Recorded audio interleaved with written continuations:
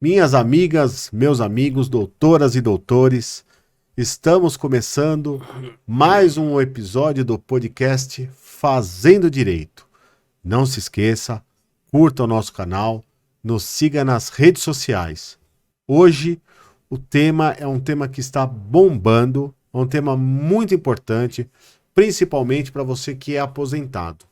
Hoje nós vamos falar da aposentadoria, a revisão da vida toda.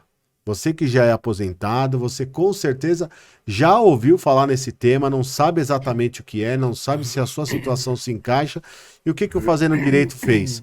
Trouxe dois especialistas no assunto, feras no assunto, que é o Dr. Edson Araújo, o Dr. Anderson Cruz, são sócios da Cruz Advocacia, são especialistas no tema e vão desvendar tudo sobre esse tema. Então, fica ligeiro, fica esperto e conheça os seus direitos.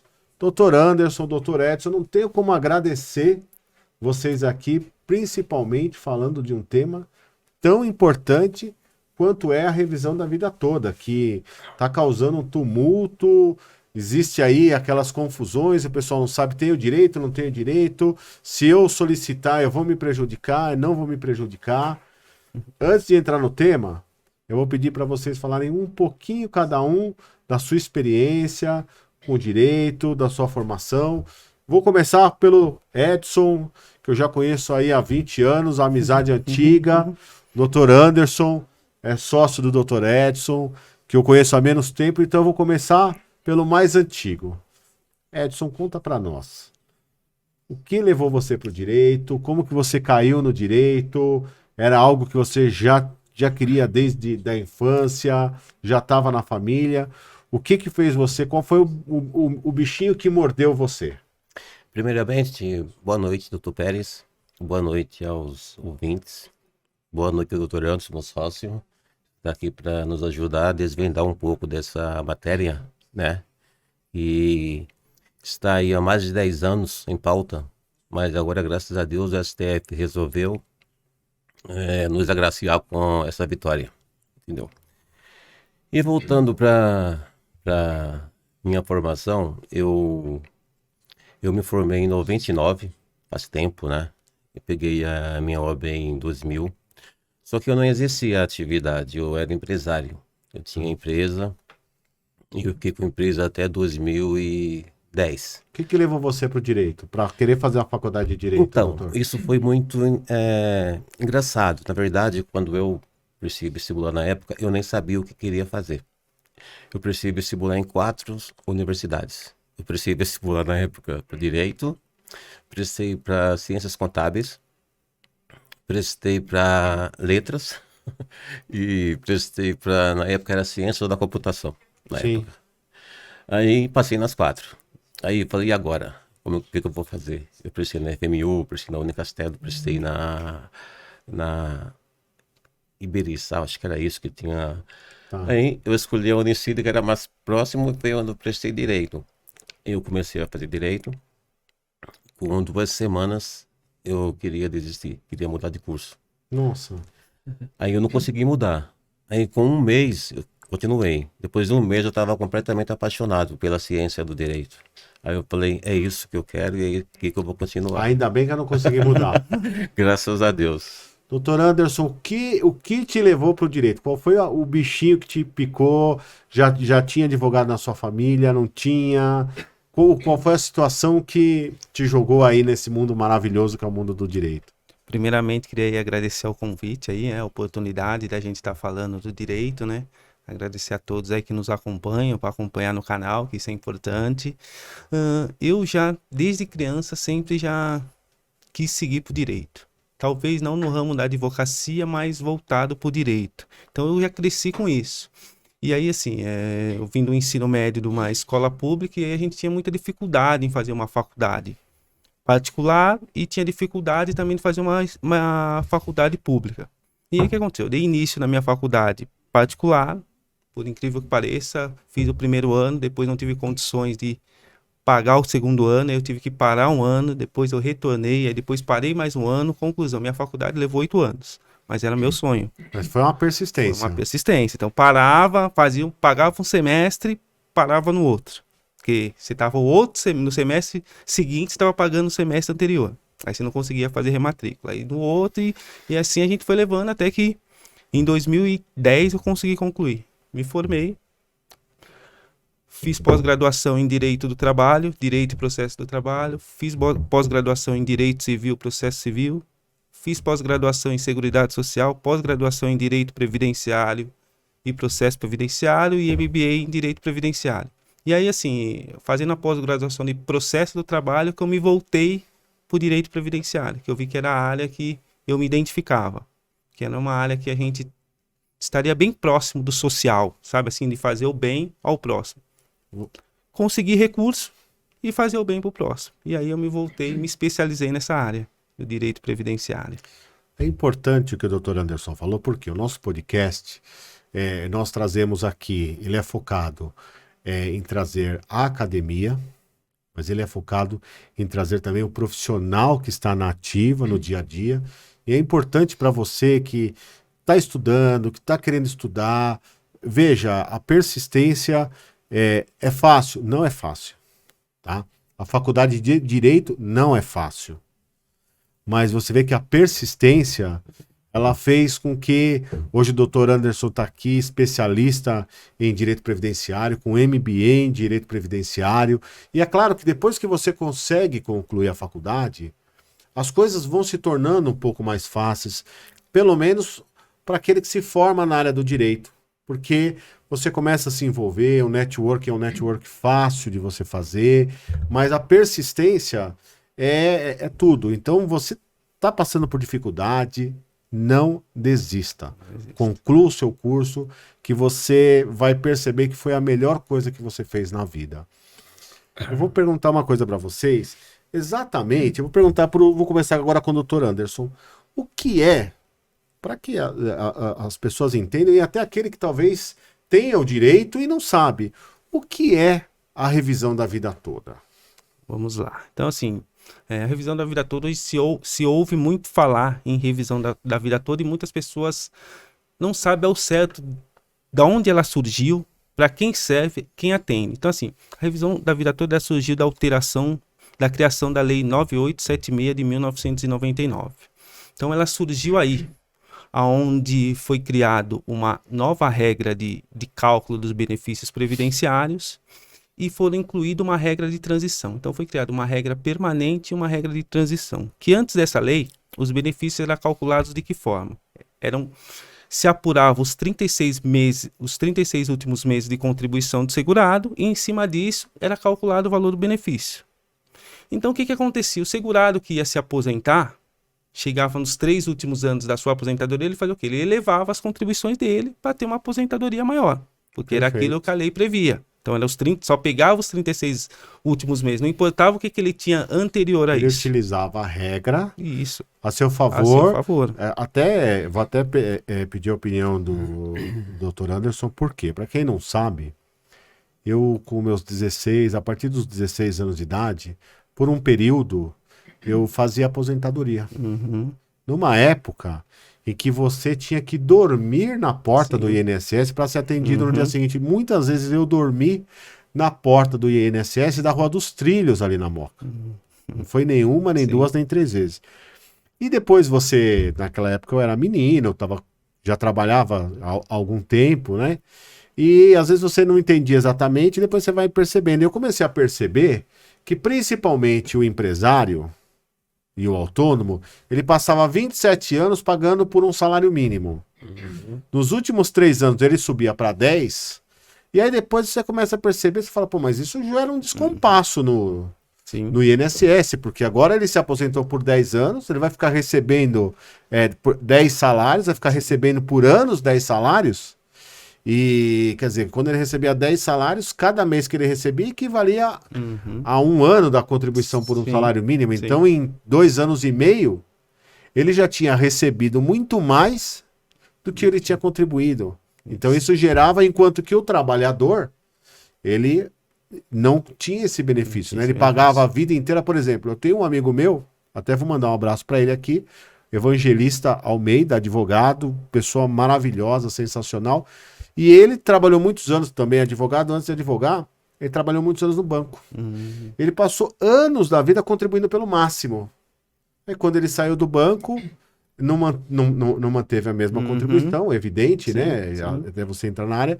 Então existiam essas distorções, né? Você passava às vezes como um funcionário contribuindo pelo máximo, aí você perdia o emprego, aí você ia se aposentar pelo mínimo. E o sujeito passava 27 anos pagando pelo mínimo, nos últimos 3 anos aumentava e recebia pelo máximo. Uma total distorção, não é, doutor? Justamente isso.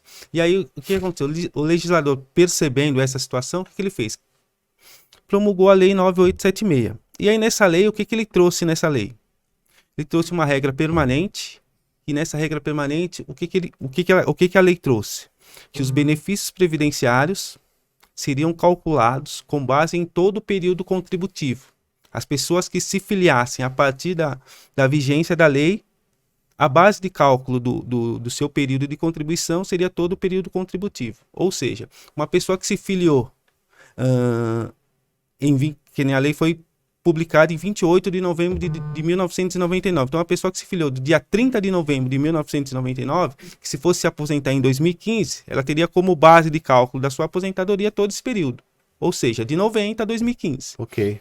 Só que aí ele trouxe uma regra de transição para as pessoas que já estavam filiados, que já tinham muitas pessoas... Já faziam parte do sistema já faziam parte do sistema. E ele trouxe essa regra de transição. Qual que seria essa regra de transição? Para as pessoas que estavam filiadas antes da lei, como que seria calculado o tempo de contribuição? O benefício dela seria calculado a partir de julho de 94. Então, se iniciaria o período de base de cálculo em julho de 94. Ou seja, essa pessoa se aposentou, pediu a aposentadoria dela em 2015, o período de cálculo do benefício dela seria de julho de 94 a 2015, tá? Só que aí tem um problema.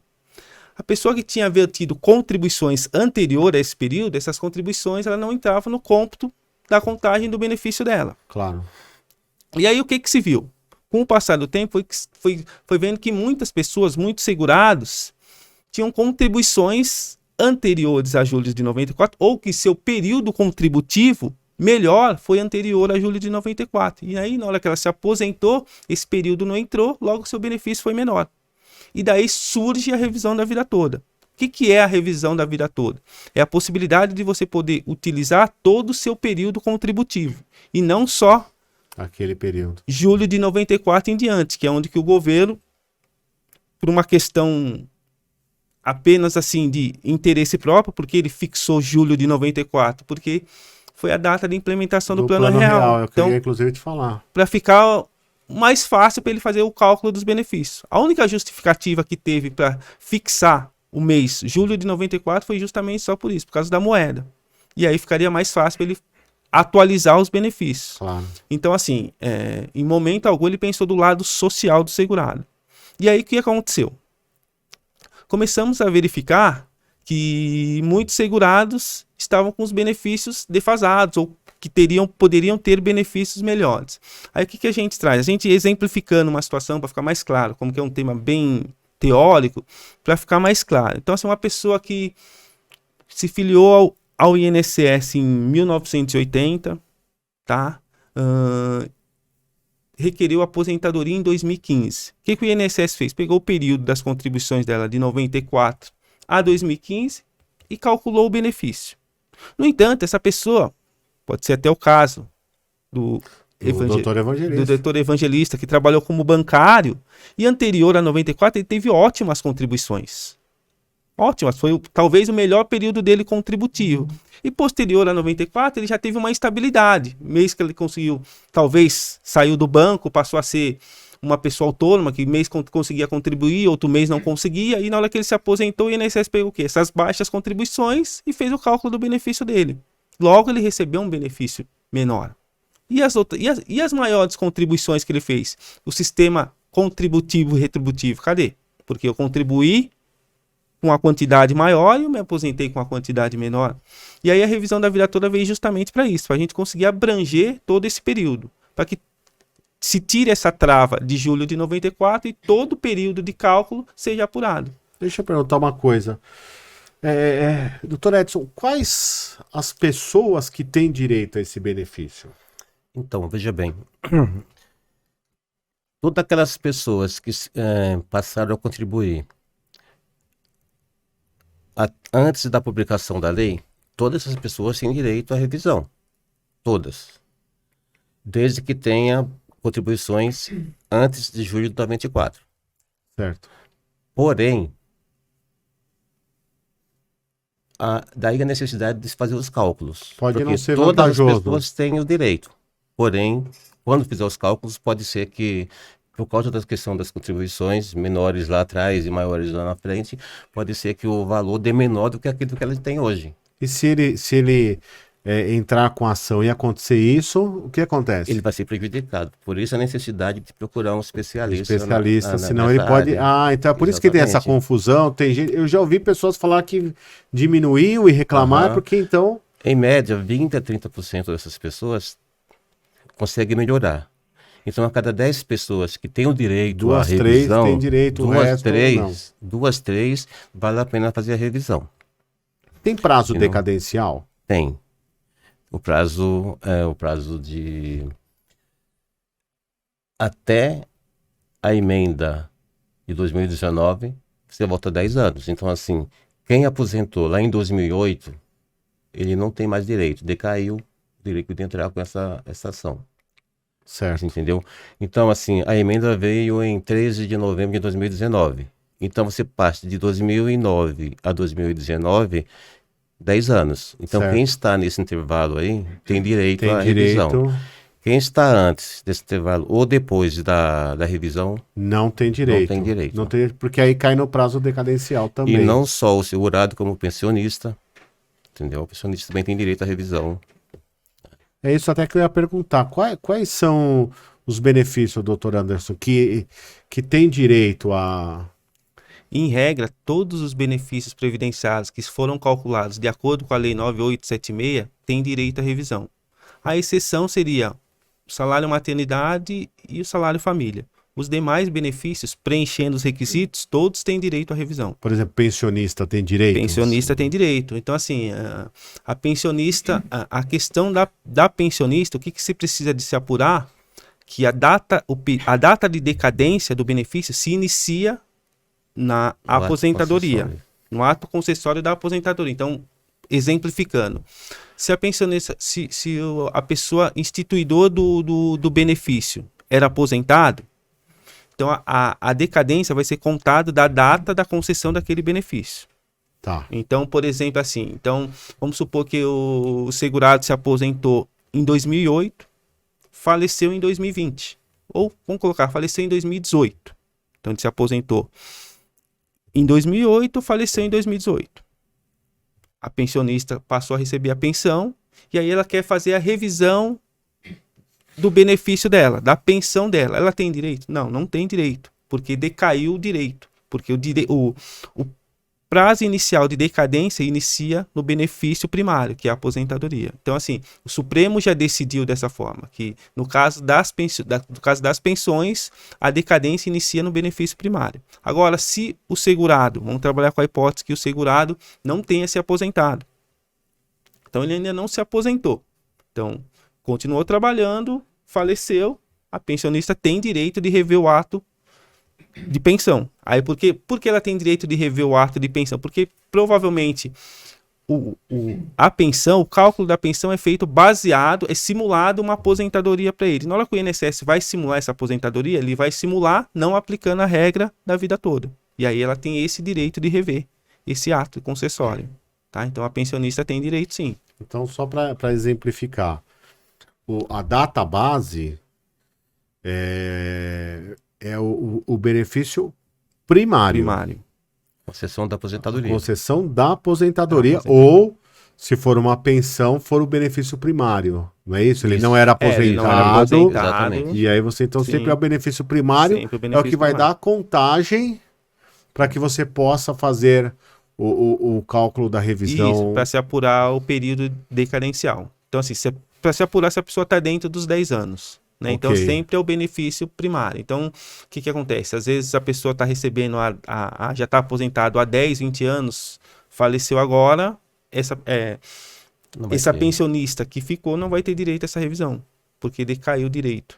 Até porque se não fosse estipulada essa data primária, você poderia ampliar, né? Isso, alargar muito isso. essa data para você poder fazer a revisão. Isso, você poderia estender para muitos mais pensionistas, né, que entraria no caso. O problema é que até o STF tomar essa decisão, essas ações estão aí há mais de 10 anos correndo, né? Perfeito. Entendeu? Então, vê como prejudicou aí o Essa segurado, decisão né? final aí, ela é recente, né? Isso é recente. de dezembro. Dezembro De 2022, o acórdão foi publicado agora. Só agora. Agora em abril de 2023, ainda tem Os embargos. o INSS entrou com embargos agora em maio, né, pedindo, porque as ações o que estava acontecendo com as ações da revisão da vida toda? Elas estavam todas sobrestadas, Sim. né? Então, a gente teve decisão favorável no STJ, o INSS entrou com recurso e pediu o sobrestamento de todas as ações. As ações ficaram sobrestadas, ainda muitas ações ainda estão sobrestadas hoje, né? Embora você vê que ainda os juízes ainda não estão decidindo, estão segurando ainda um pouco. Algumas a gente vê algumas pipocar, mas ainda é a minoria, né? Embora já tenha a publicação do acórdão e dificilmente o INSS consegue reverter a decisão, mas ainda os juízes assim de primeiro grau ainda não estão, sabe assim, não estão firmes ainda nas decisões. Ok. Então, ainda estão aguardando, ainda estão segurando um pouco mais, né? Então, mas a tendência é que com o passar dos meses essas ações já comecem a deslanchar, né? Mesmo porque não cabe mais recurso para o INSS. Então, a tendência é que ela deslanche aí. Gente, eu vou falar para vocês de Grupo Pérez Condomínios. Você tem problema na administração do seu condomínio, você quer estar com uma administração de condomínios top, você acha que o seu condomínio merece o que tem de melhor no mercado? Grupo Pérez Condomínios, 2292-2468. Você vai falar com o Ricardo ou você vai falar com a Adriana. Eu quero aqui mandar um grande beijo, um grande abraço para o Ricardo e para a Adriana, que são tops no departamento comercial do Grupo Pérez Condomínio. E você não deixe o seu condomínio na mão de qualquer administradora. Vá para aquilo que tem de melhor no mercado. Grupo Pérez Condomínios. Deixa aí eu te perguntar uma coisa. Essa decisão, ela não transitou em julgado ainda, né? Pelo que eu estou entendendo, ainda tem os embargos de declaração, mas a gente sabe que, em regra, não vão ter um poder de modificar o mérito, né, da situação. Mas essa decisão, o efeito dela vai ser erga omnes, né? Ou seja, vai valer para todos, é isso? Isso, a decisão vale para todos. Então, tanto é que até justamente por isso que todos os processos estavam sobre estado aguardando essa decisão. Então, agora desbloqueia todos os processos e se aplica em todos os processos que já estão tramitando na justiça e os que estiverem ingressando também. Então, assim, eu acredito que seja decisões agora rápidas, né? Porque o INSS também não cabe mais recurso para ele, então você entrou com o processo em primeira instância, o juiz dá o sentença e acabou. E até quando que deve existir o prazo para entrar com essas ações? Então, não tem prazo para entrar com essa. Se a pessoa tem o direito, ela não tem prazo para entrar. O que acontece assim, quanto mais tempo ela vai demorando, ela vai perdendo valores, uma parte do direito. Ela pode retroagir em relação a pagamentos de atrasados 5 anos. Então, por exemplo, se a pessoa já se aposentou há mais de 5 anos, então ela já está perdendo. Sim. Então, se ela solicitar o mês que vem, ela já perdeu um mês, que vai ficando para trás. Mais um mês, então cada mês que ela demora mais é o mês que fica para trás. Então, quanto mais tempo, melhor. E que ela não deixe atingir a decadência, senão aí ela perde todo o direito. Ela não tem nem o direito de rever o ato. Agora, falando nessa questão do ato, da ação, vou perguntar agora até para o Dr. Edson. A importância de você fazer o cálculo correto, de você procurar um especialista.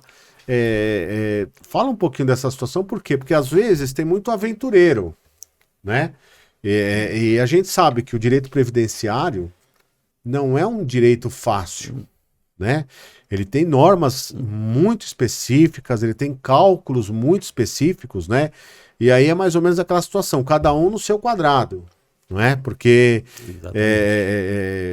você pode, de repente, transformar a aposentadoria da pessoa, a pensão da pessoa de forma negativa, e aí isso vai para o resto da vida. Sim. Né? Então fala um pouquinho, doutor Edson, dessa questão do cálculo, da necessidade de um especialista, da importância que tem, para que o nosso ouvinte ele saiba disso, né? Não adianta, olha, claro, eu tenho que procurar um advogado. Agora, se você puder ir num advogado especialista, seja o que for, perto da sua casa, mas olha, ele trabalha com direito previdenciário porque ele estuda uma situação que é totalmente específica para a área. Fala um pouquinho sobre isso, para a gente alertar Como o doutor acabou de falar agora há pouco, que ficou sabendo que teve pessoas que entraram com a ação e diminuiu o valor da isso, aposentadoria. uma pessoa me falou isso. Então, isso aconteceu com muita gente. Daí, a fundamental importância de se realizar os cálculos.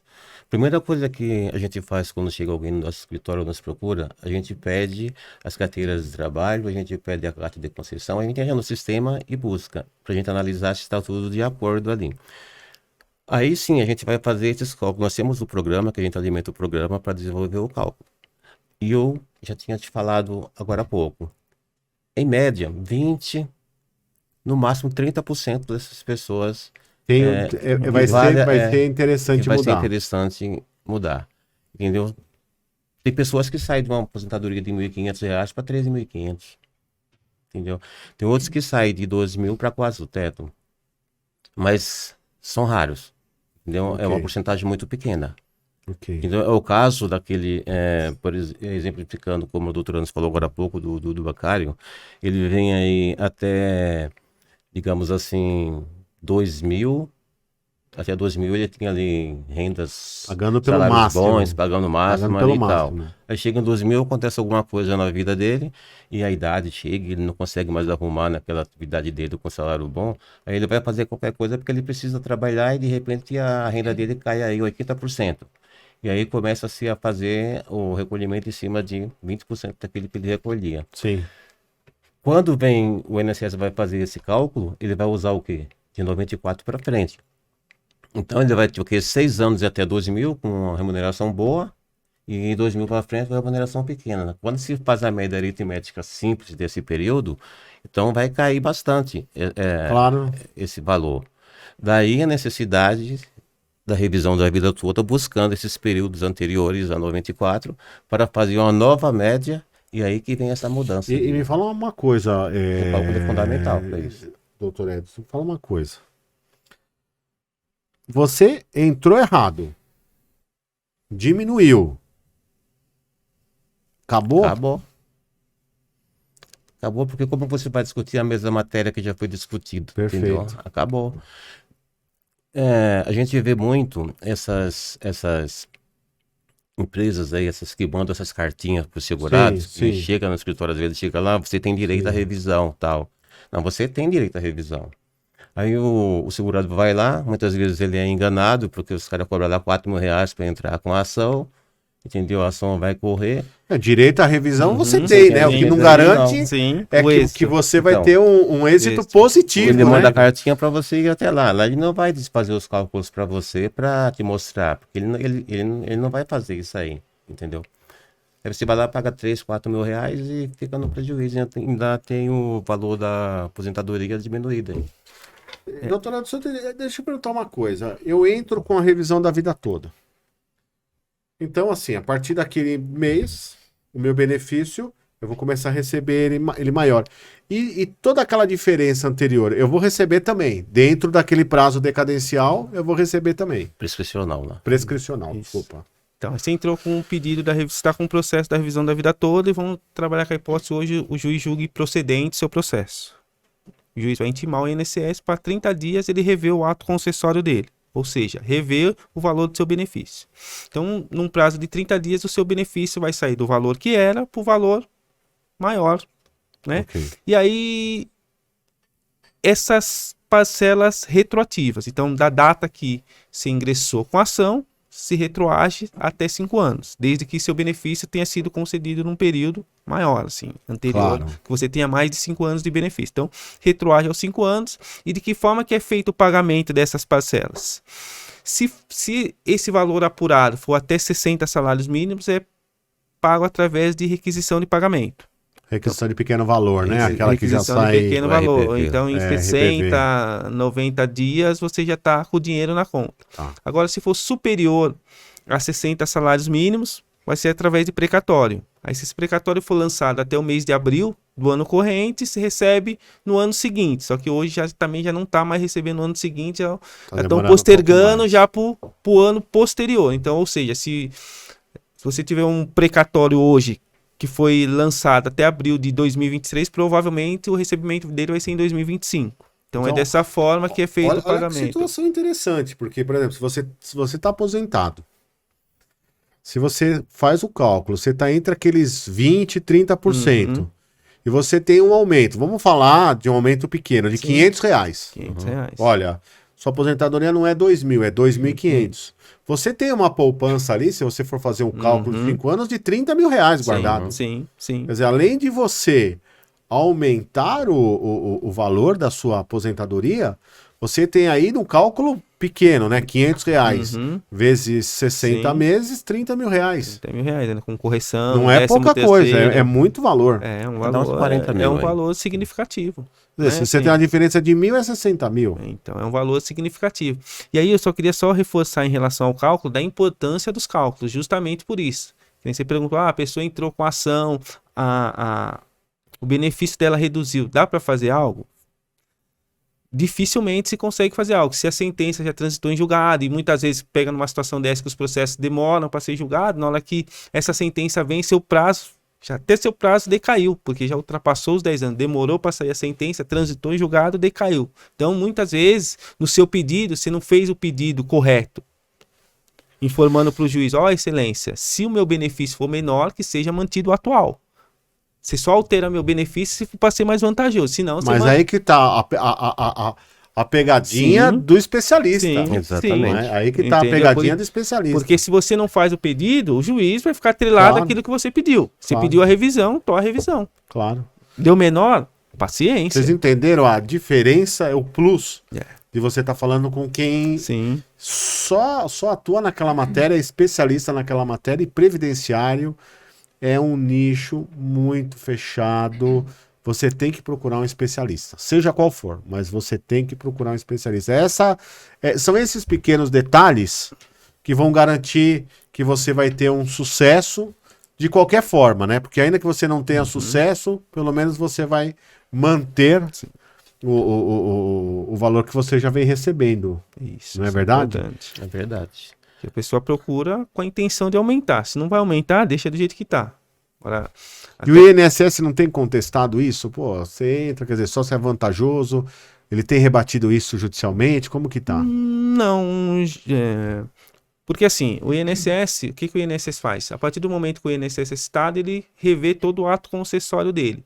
Então, a partir do momento que o juiz, que você atrela o seu pedido, então você já atrela o seu pedido a essa opção. Você quer que o benefício seja alterado se for mais vantajoso, porque a própria instrução normativa do INSS vai falar que o segurado tem direito ao benefício mais vantajoso. Então, o INSS é obrigado a conceder o benefício mais vantajoso para ele. Então, na hora que o segurado vai lá, solicita a sua aposentadoria, é dever do INSS. Então, assim, se ele tem direito a mais de uma aposentadoria, apresentar todas as aposentadorias que ele tem direito e apresentar a mais vantajosa. É Entendeu? obrigado. É uma obrigação dele. dele. O INSS é vinculado a essa norma. Entendeu? Então, E assim, muitas vezes isso não acontece, isso, né? a maioria dos casos não acontece. Então, quando você entra no judiciário, você já avisa o juiz, excelência, eu quero que você revê o benefício, mesmo a gente fazendo os cálculos. A gente fazendo os cálculos, a gente tendo certeza que esse benefício vai aumentar. Por precaução, a gente já Claro. tem que colocar esse pedido. Excelência, se o benefício for para menor, que seja mantido o mais vantajoso, que é o benefício atual. De acordo com a própria legislação. Acabou. Então, o INSS não se opõe a isso, porque a própria instrução normativa dele Já prevê. determina. Já prevê. Então, a gente não tem essa dificuldade. Mas se você não faz esse pedido, acabou, porque o juiz ele vai ficar amarrado àquele que a gente pediu. Qual o caso mais, assim, absurdo que vocês viram e falaram assim, meu Deus, como que fizeram um negócio desse, sem citar nome das pessoas, claro, mas, meu Deus, olha o que fizeram com essa pessoa aqui. Fala. Só complementando um pouco aqui do que o doutor Anderson estava falando, a gente já volta Claro. para aí. A norma do INSS de que tem que apresentar o cálculo mais vantajoso já está no sistema do INSS. Já está. Aí, a gente está falando da necessidade do especialista. Porque se o segurado pode ir ao INSS sozinho e pedir a revisão. Sim. Entendeu? Mas o segurado não vai saber fazer os cálculos. Ele vai pedir a revisão. Entendeu? Se essa revisão pode ser a menor, ela vai ser concedida. Perfeito. Entendeu? Então, aí a necessidade de se procurar um especialista para se fazer Perfeito. os cálculos primeiro. Quanto à pergunta, nós não pegamos nenhum caso, pelo menos eu não me lembro, porque assim, a gente faz os cálculos primeiro. Não digo de ter visto, Ah, tá. chegar e falar assim, caramba, olha que situação que essa pessoa, por não estar orientada por um especialista, se meteu. Olha, eu não conheço ninguém, mas há uns 4, 5 anos que essa revisão da vida toda ela vem enrolando há mais de 10 anos. Há uns 4, 5 anos, até o professor, a gente estava fazendo o MBA, a gente fez junto, o professor estava contando a história de um escritório que tinha na época, que o escritório fechou. O pessoal invadiu o escritório porque o cara começaram a fazer revisão logo no começo da vida toda para todo mundo, e foi revisão da vida toda, né? Isso. E Sem cálculo. na época, logo no começo, começaram a conceder. Ou foi a desaposentação? Foi a desaposentação. A desaposentação. Tudo bem, mas a desaposentação, Sim. a revisão da vida toda, é meio que uma desaposentação. Isso. Porque a desaposentação nós perdemos por 5 a 6. Sim. E a revisão da vida toda, nós ganhamos por 5 a 6. Mas a tese é bem ali Tá bem semelhante. parecida. Então a desaposentação foi concedida algumas vitórias, alguns benefícios. E muitos deles a menor. O escritório começou a soltar, e o escritório Nossa. fechou, o cara teve que fugir. Porque fazia errado. Errado. E, inclusive, teve até em muitas situações dessa que foram concedidas tutelas antecipadas, então foram revistos os benefícios e aí com a reforma Eu tava da decisão teve que restituir ao INSS. Depois ainda desconta no INSS, Desconta. quer dizer, vai ganhar menos e ainda vai ter que Vai devolver o descontar. que pegou errado. Ainda vai Então, aí respondendo com relação à revisão da vida toda, eu creio que isso não aconteceu ainda. Entendeu? Não aconteceu. Mas a desaposentação era semelhante, então aconteceu bastante coisa assim. E me diz uma coisa, ou lá no escritório de vocês, ou fora, mas qual foi a maior diferença que vocês viram? Seu negócio gritante, falou, caramba, olha a diferença que deu aqui. É que nem assim, o que a gente consegue identificar bastante, assim, é diferença no salário de contribuição. Então, assim, isso é de praxe. Então, e isso é uma situação que poucos advogados analisam, né? Porque ela tem aquela convicção, aquela certeza de que aquela informação que está dentro do CNIS, do INSS, é 100% correta. E, na verdade, não é. Muitas vezes, você trabalhou numa empresa, você fez hora extra, seu salário é maior e na hora de fazer o repasse por algum erro, o seu salário Erro lançado... até de inclusão no sistema, né? O seu Ou até salário está lá... proposital mesmo. Seu salário está lançado menor. Está lançado menor. E aí, na hora que o INSS apura esse benefício, ele vai apurar pelo valor menor, sendo que você tinha um salário alto. E aí, a pessoa que não conhece, ela não vai conseguir identificar. Porque ela vai ver uma carta de concessão, aquele monte de número, ela não vai conseguir identificar. A gente tem um caso no escritório de um contribuinte individual. Então, ele tem cerca de umas 6 empresas. Então, o que ele fazia? Ele contribuía pelo teto. Em uma das empresas e nas demais ele não contribuía. Né? E o que aconteceu? Quando ele foi fazer a aposentadoria, fez o pedido sozinho, saiu a aposentadoria dele, 1,5 salário mínimo. Pô, 1,5 salário mínimo, contribuo sempre no teto, né? Aí ele procurou o escritório. Aí eu fui fazer análise da documentação dele. E aí eu vi que o INSS não tinha migrado. Ele tinha mais de um número de PIS e o INSS não migrou. Então o INSS puxou uma contribuição que ele tinha e as demais não entrou no sistema dele. E aí juntei todas as contribuições, as GFIPs dele e apresentei para o INSS. Olha, tem todas essas contribuições. Sempre ele falou assim, eu sempre contribuí pelo teto, pelas minhas empresas. Não tinha como eu fugir. E aí, na hora que fizemos o cálculo do valor do benefício, de um salário mínimo, na época era um salário mínimo que era R$ 1.300. Ele se aposentou em 2006.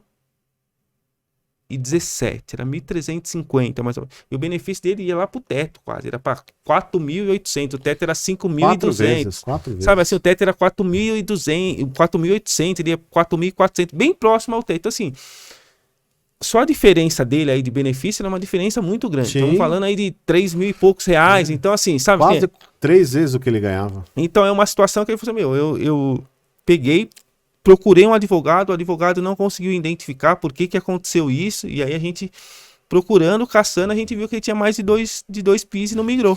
Tá. Ele É se a diferença do aposentou. especialista, né? Olha, só completando, agora eu lembrei de alguns. Nós temos o caso do. Eu posso falar o primeiro nome, porque o primeiro nome aqui ninguém sabe quem é, né? O Wellington, doutor.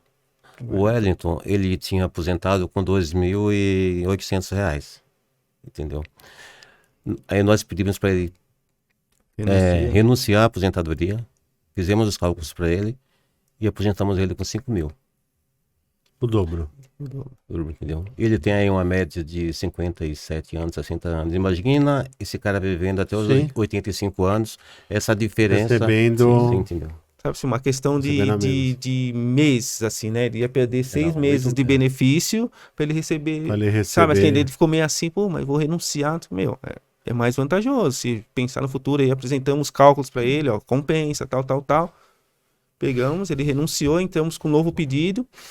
Né? Entramos na justiça, né? Entramos com ação judicial, ele recebeu o valor maior do benefício e ainda pegou o retroativo. Na verdade, Precatório, tá esperando o a precatório agora. internet, né? Ela tem os seus benefícios, Sim. mas também ela tem os seus malefícios, né? Que eu vou até colocar depois de falar de um benefício enorme para quem é síndico e o condomínio é cliente do Grupo Pérez. Tem o que é de mais moderno, em uma empresa capacitada, qualificada, cuidando do condomínio dele. Você é síndico, quer dar um up no seu condomínio, você quer ir para aquilo que existe de melhor na administração de condomínios, Grupo Pérez Condomínios. Você vai pegar o seu telefone, você vai ligar 2292-2468, você vai falar com a Adriana, você vai falar com o Ricardo e você vai migrar o seu condomínio para o Grupo Pérez Condomínio. Você vai ficar naquilo que há de melhor em administração de condomínios. Deixa eu perguntar uma coisa para vocês. Eu falei aqui por um bom tempo ali na minha adolescência, eu fiz aposentadorias ali no INSS da Rua dos Trilhos. Hoje, a revisão da vida toda, ela é possível de ser feita de forma administrativa ou apenas judicializando a situação? Judicializando, mas é necessário passar pela via administrativa. A via administrativa vai negar. Exatamente. Tá. Entendi. Eu também entendo que é necessário por precaução, né? Porque depois da publicação do acórdão, o INSS ele até criou dentro do meu INSS a possibilidade de você fazer a solicitação da revisão da vida toda. Então ele já permitiu que o segurado vá lá e caso ele apure que tem direito à revisão, ele vai lá e opte. Dentro do meu INSS. O que acontece? Só que o INSS ele não está analisando esses pedidos. Então a pessoa está fazendo o pedido e aguardando. Né? Então, para evitar que ele ingresse com ação judicial e dependendo do juiz entenda que o INSS não foi acionado, não passou pela via administrativa, para evitar correr esse risco, embora o Supremo já decidiu que no caso de revisão não há necessidade de você passar novamente pela via administrativa, mas por precaução a gente passa. Então assim, para resguardar o segurado, passa 30 dias, entra com ação. Sabe assim? Aí você já consegue também fixar a data de decadência, então você já consegue interromper essa data com o benefício e aí depois você entra com a ação. E aí tá aquela questão que eu estava falando para vocês dos benefícios e os malefícios da internet, né? Porque aí você também, sem o conhecimento, por ser uma área muito específica, né?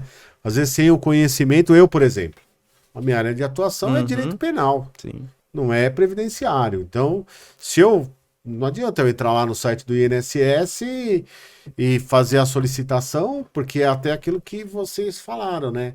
Às vezes o próprio INSS ele tem dados que não correspondem à realidade, não é? E bastante. E aí ele vai fazer isso de uma forma automatizada, eu acredito, né? Que não vai existir dentro do INSS, uma apuração ali humana, calculando cada situação, né? E aí onde existe esse malefício também, né? Onde é importante você procurar um especialista que vai saber fazer as contas, vai saber analisar, vai saber, olha, vale a pena, não vale a pena, vamos por esse caminho que é mais rápido, ou esse caso, né, que você falou, olha, é melhor você renunciar e você fazer uma nova solicitação e você vai ganhar o dobro do que aquilo que você vinha ganhando, né? É verdade. O que a gente percebe assim hoje? Que o INSS ele quer se tornar muito intuitivo. Então, quer estar muito mais próximo do segurado e tentar afastar o máximo possível o profissional. Então, ele quer cada vez mais que o segurado vá sozinho até ele, para ele conceder o benefício da forma que ele achar melhor. Entendeu? Isso que a gente percebe.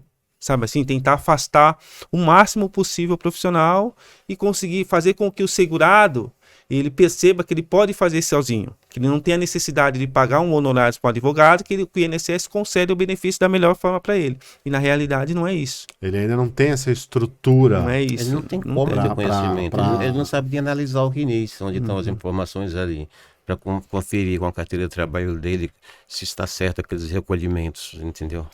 Na verdade, o sistema funcionaria muito bem se todas as informações fossem 100% seguras. E na realidade não é o que acontece, né? E quando a empresa não existe mais, que não passou no peso do recolhimento, o INSS não vai reconhecer aquele período. Aliás, até deixa eu te perguntar uma coisa. Até dentro dessa própria revisão da vida toda, e aí também falando de aposentadoria. A pessoa trabalhou em várias empresas, uma delas não recolheu o INSS.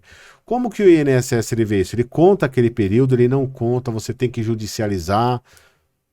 Não, o INSS não conta, mas o segurado não vai perder esse período. Tá. Porque a obrigação é da autarquia fiscalizar. O segurado não tem esse poder de fiscalizar se a empresa está repassando ou não. Né? Exatamente. Então o INSS vai negar, por não constar lá o recolhimento. Mas na justiça é revertido. Aí você tem que judicializar a causa, tem que judicializar, justamente porque a própria lei, ela informa que a responsável, no caso do empregado, né, o responsável pelo recolhimento da contribuição previdenciária é o empregador e não o empregado. Então, então o INSS tem que cobrar do empregador.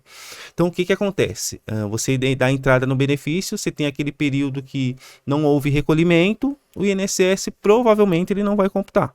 Certo. Então, vamos trabalhar. Mesmo se você leva a documentação lá, mostrando a carteira de trabalho. Exatamente, não vai. Você apresentando a carteira de trabalho, extrato de fundo de garantia, recibos de salário, contrato de admissão, contrato de rescisão. Então, pode ser que ele considere. Mas só que você tem que apresentar inúmeros documentos. E na maioria dos casos, o empregado não tem mais esses documentos. O empregado às vezes não sabe nem aonde buscar, né? Sabe, assim, não tem mais esses documentos. Aí o INSS não reconhece. E aí a única possibilidade que se tem é via judicial. É importante colocar até que o profissional, advogado especialista no direito previdenciário, ele sabe aonde buscar a segunda via desses documentos, não é? Sim. Que muitas vezes o segurado não sabe, né? Poxa, agora eu perdi.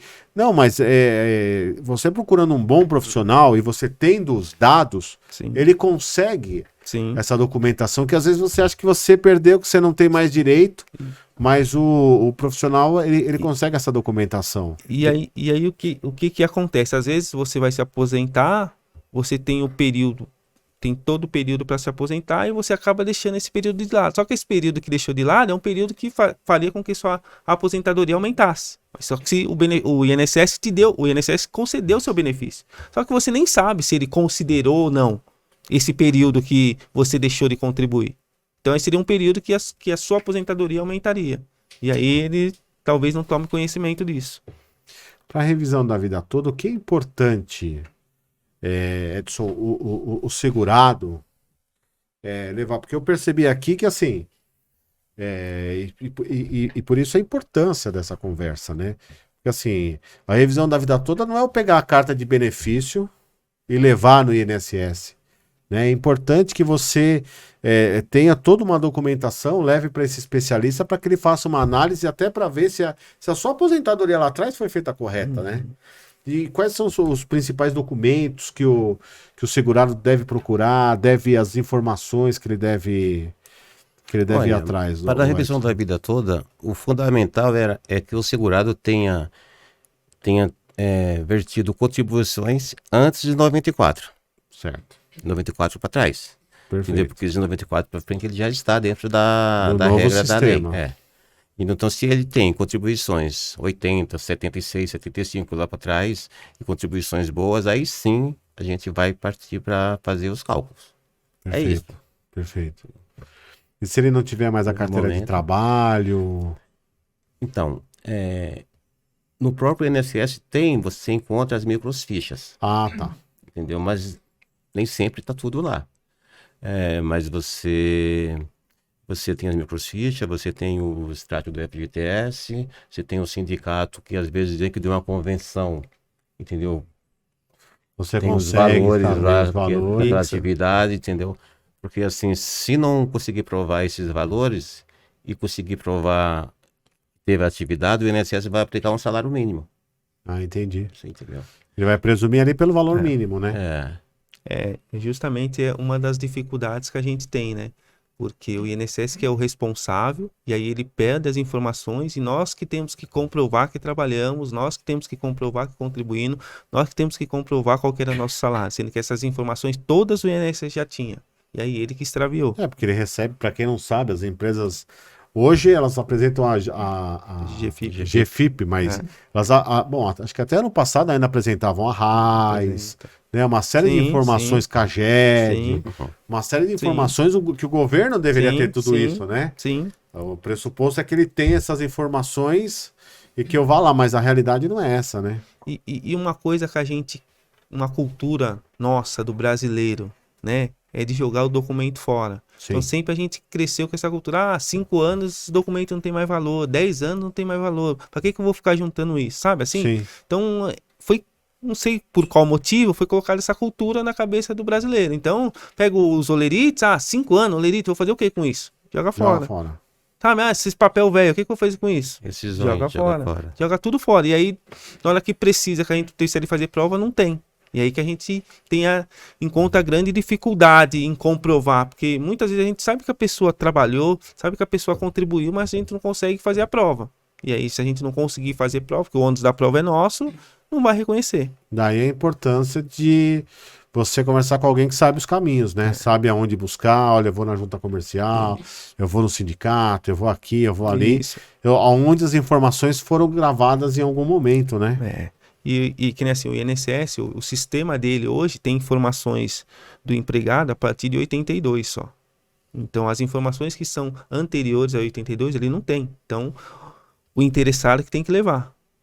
Então, assim, se você tem período contributivo 76, 77, 78, 80... Ele que tem que provar. Você que tem que demonstrar que você trabalhou e qual que era seu salário. Entendeu? Então, até para você ingressar com a revisão da vida toda, você tem que ir atrás dessas informações. Porque se você não tiver, você não vai conseguir incluir esses salários na sua base de cálculo. Quer dizer que, na média, cada 10 pessoas, 3 têm direito a um aumento de benefício por conta da revisão da vida toda. Na verdade, todos dentro daquele período têm direito à revisão, mas 2 ou 3 que compensa fazer a revisão. Você fazer a revisão, né? Quer dizer, bacana. Olha, o direito previdenciário é um direito maravilhoso, muito específico, e tem muito jovem estudante, muito advogado que está iniciando, que não tem os anos, né, de carreira que vocês têm, né? O Dr. Edson eu conheço já há 15 anos para mais, e ele sempre atuando na área previdenciária. Então, assim, o que vocês... Olha, aquele que está começando, sabe, o que vocês indicariam? Uma leitura simples, básica, para aquele que... Porque, assim, o direito previdenciário é tão complexo que se você não começar com uma coisinha mais light, você não vai entender. Porque ele é um emaranhado de, né? Tem pessoas que falam assim, mas o direito previdenciário são 2 leis. Não é isso. Não é isso. Então, o que que vocês sugerem aí de leitura? Fala assim, você que está começando, você que é um jovem advogado, olha, dá uma lida nisso aqui, se você gostar, segue o caminho. Olha, doutrina é difícil de indicar. Para quem está começando e quer realmente se especializar e, tipo, ganhar dinheiro, porque realmente Quer dá para conhecer. tal, são as leis mesmo. É a lei 8.212, É a lei 8.213 e o decreto. Entendeu? E depois a IN. Sabe, tem que... É se debruçar na legislação. É a legislação. Direito previdenciário é assim, é a legislação e aí posterior você vai procurar alguma coisa para você ir se aprofundando, mas a princípio é a lei seca. É a lei seca, fazer a interpretação ali a interpretação da em lei cima seca. da lei seca. Eu, assim, pelo menos eu acredito que uma pessoa que está iniciando, é que o conteúdo do direito previdenciário, ele é um conteúdo muito denso, assim, não é? E, assim, Muito denso. É muito difícil de entender, assim, Sim. sabe? Assim, os temas, as formas, as letras, as palavras utilizadas são palavras ele que... é interessante porque ele se assemelha muito ao direito tributário, né? Porque ele é um direito que não é palpável exatamente, ele é abstrato, né? Então é aí que você traz muita dificuldade para quem quer ingressar no direito previdenciário e não tem uma base anterior, não é? Olha, só para você ter ideia, para ter o conhecimento que nós temos hoje, eu tenho 5 pós em previdenciário. O doutorando está indo para a 6ª e um MBA. Aí, mas por que você vai fazer novamente após? Para você poder atender cada vez melhor o cliente, você está cada vez mais afinado com... E conhecer esses caminhos, né? Que eu, por exemplo, penalista, desconheço e que se você não está na área, você não conhece.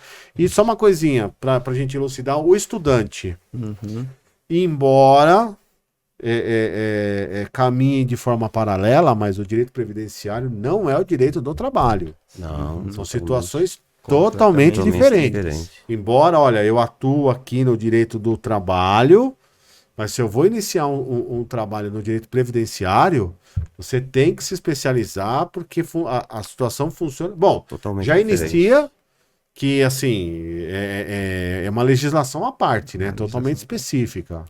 O problema do direito previdenciário, assim, principalmente nos últimos anos, é que ele vem mudando muito. É muita alteração. Então, você estuda toda a lei, se prepara, na hora que você acha que você melhorou seu nível, aí vem e muda tudo.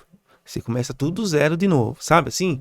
Aí você começa a galgar, tem que estudar tudo de novo, porque assim, as mudanças que vêm são mudanças muito radicais, muito bruscas, muda tudo, sim, sabe assim? Então aí você tem que estudar tudo de novo, por isso que o doutor falou, fiz uma pós, fiz outra pós, tanta pós, porque tem dificuldade, não, porque tem muita mudança, muda muito, assim, não é uma coisa que você lê um artigo hoje, mês que vem já mudou. Sabe assim, já criaram um outro artigo, um inciso que já está rebatendo, sabe assim? Então, você precisa estar muito atualizado, que é um direito que muda muito mesmo. Gente, no episódio de hoje, eu tive o prazer de conversar com o Dr. Anderson, com o Dr.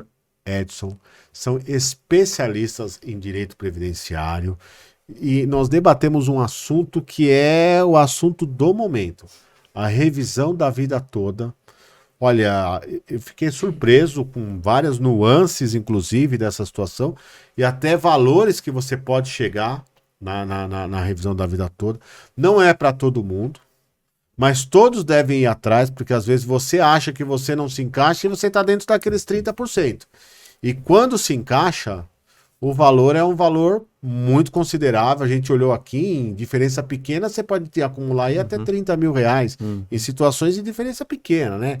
Em diferença maiores, pode chegar a valores muito mais expressivos. Então, olha, eu só tenho a agradecer a vocês. Muito obrigado. Foi muito elucidativo. E assim, olha, eu tenho certeza que